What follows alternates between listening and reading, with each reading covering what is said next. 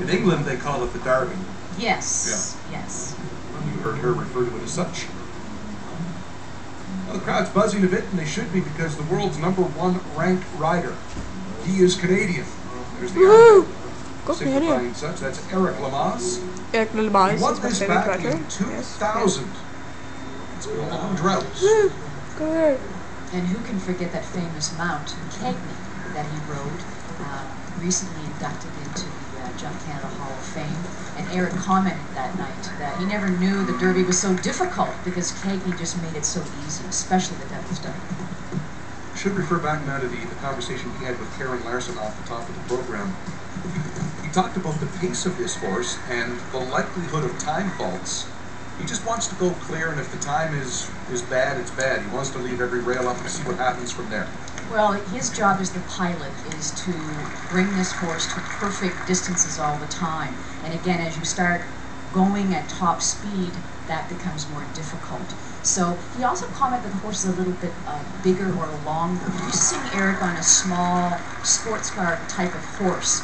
So his job is to keep this horse in the best shape as possible because he's looking for the perfect score, which would be 0 faults.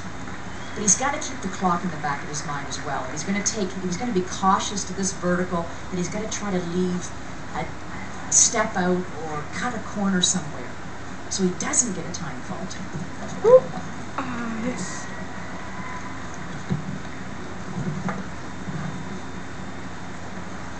Like many of our riders, Eric is finishing up 5 weeks here at Spruce Meadows, and they'll be getting on a plane, horses and riders, and heading back to do a circuit in Europe.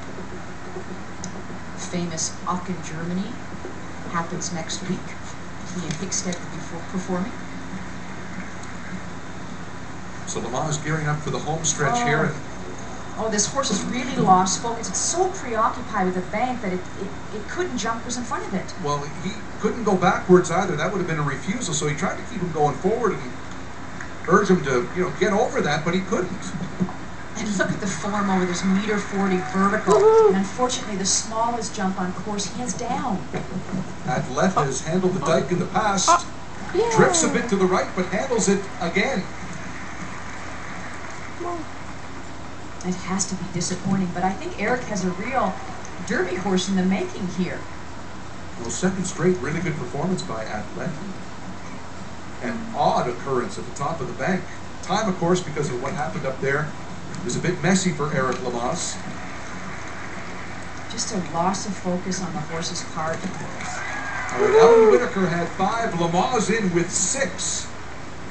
And I guarantee, had you asked him prior to his ride which rail might come down, he would have said, 15 or 16 of them before that one. That's right.